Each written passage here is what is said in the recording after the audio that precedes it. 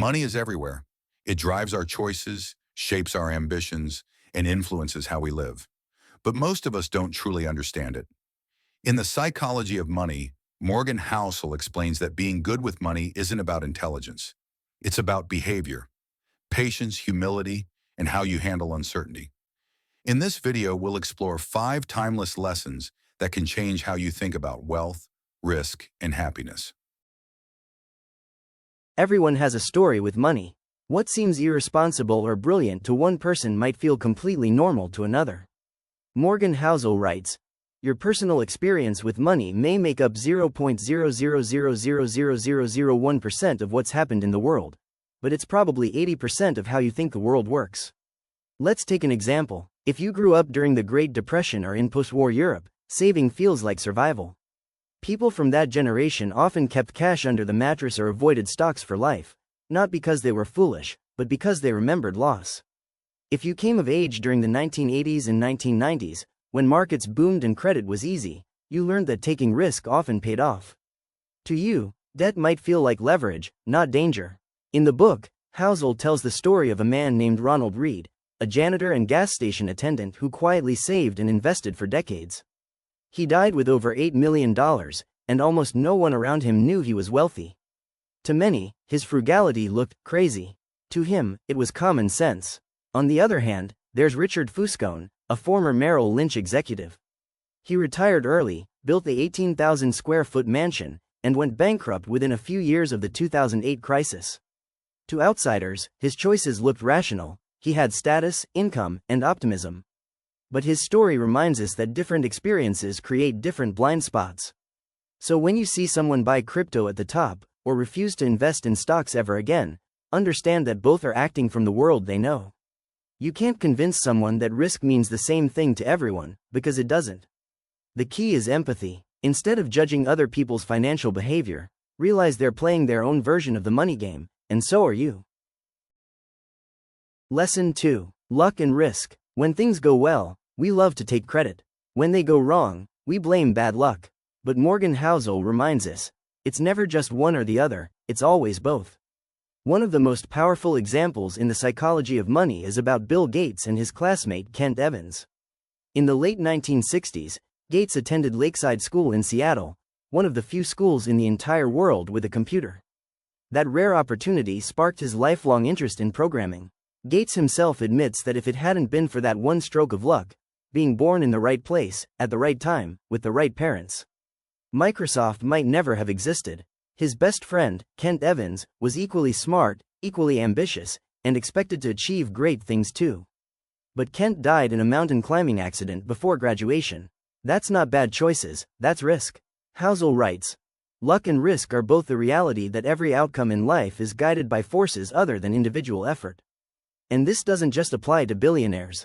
Think of the investor who bought Apple stock in 2009 and held it for a decade, and another investor who bought a similar company that went bankrupt.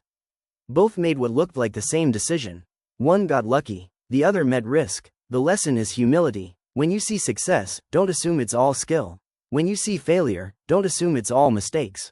In the book, Housel warns that this misunderstanding can ruin both empathy and perspective. We celebrate billionaires as geniuses and shame people who lose money, forgetting that the difference might just be one roll of the dice. So when you plan your own financial journey, acknowledge both luck and risk. Build a margin of safety, because even the smartest decisions can go wrong.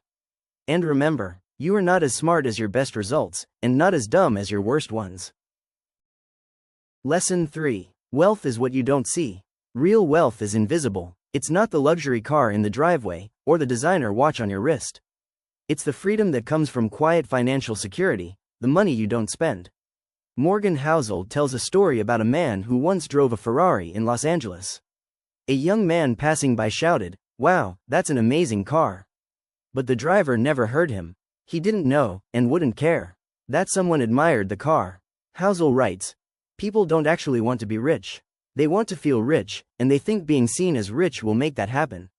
The paradox is that spending money to show people how much you have leaves you with less of it. We mistake richness for wealth. Being rich is having a high income today. Being wealthy is having assets that generate income tomorrow." Housel contrasts this with the story of Ronald Reed, the Vermont janitor who quietly saved for decades. He lived modestly, invested consistently, and when he died, he left over $8 million to charity. He didn't look rich, but he was free.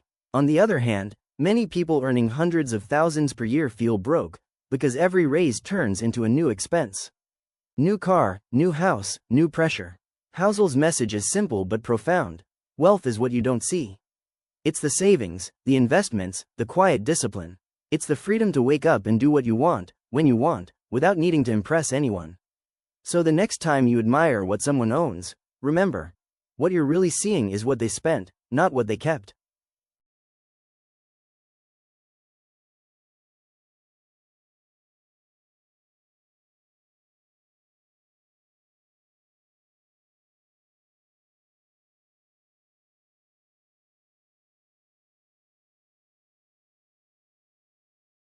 Lesson 4. Time is the ultimate edge. Time is the most powerful force in finance, and the most underestimated. Morgan Housel points out that Warren Buffett is not just a great investor. He's a great investor who's been investing for an unusually long time. Buffett started buying stocks at age 10. By his 30s, he was a millionaire. But here's the surprising part. Over 90% of his net worth came after his 60th birthday. Not because he found a secret strategy, but because he allowed time to work its magic. That's the power of compound growth. Money grows slowly at first, almost invisible, and then suddenly, it explodes. Housel writes, the odds of making money in the US market are 50-50 on a single day, 68% over a one-year period, and nearly 100% over every 20-year period in history. Think about that. If you invest for a day, you're flipping a coin. If you invest for 20 years, you're almost guaranteed to win, as long as you stay invested. The takeaway is simple: time beats timing. Most people focus on finding the next hot stock or predicting market crashes. But the real advantage comes from patience, from staying calm when others panic. Compounding doesn't reward brilliance, it rewards consistency. As Housel says, the highest form of wealth is the ability to wake up every morning and say, I can do whatever I want today. And that freedom doesn't come from quick profits, it comes from years of staying the course. The key is to give your money, and your behavior, enough time to work. You can't rush compounding, but if you respect time, time will reward you more than any secret strategy ever could. Lesson 5. Happiness comes from wanting less. Everyone wants to be happy. But few people realize that happiness has less to do with what you have, and more to do with what you want. Morgan Housel ends The Psychology of Money with a powerful idea. Money's greatest value is its ability to give you control over your time. Once you reach that point, the question changes from, how can I get more, to, how much is enough? Charlie Munger once said, the best way to be happy is to lower your expectations. It sounds simple, maybe even cynical, but it's deeply true. If you always compare yourself to someone richer, you'll never feel satisfied, no matter how much you earn. Because the moment you reach one goal, your mind quietly replaces it with another. In the book, Housel gives a haunting example. Rajat Gupta, a former Goldman Sachs executive, was worth over $100 million, but went to prison for insider trading because he wanted to be a billionaire.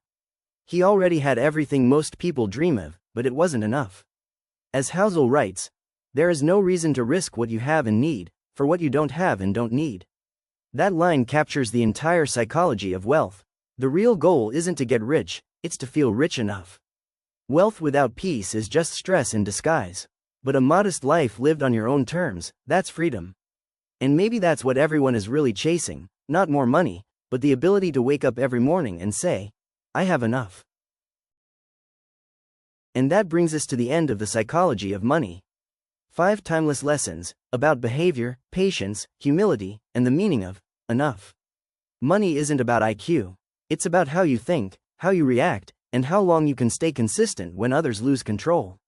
If you can remember that no one is crazy, that luck and risk shape every outcome, that real wealth is what you don't see, that time beats timing, and that happiness comes from wanting less, you'll already be far ahead of most investors.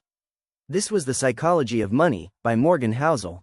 If you enjoyed this breakdown, subscribe for more takeaways from well-known books, where we turn timeless financial wisdom into lessons you can actually use.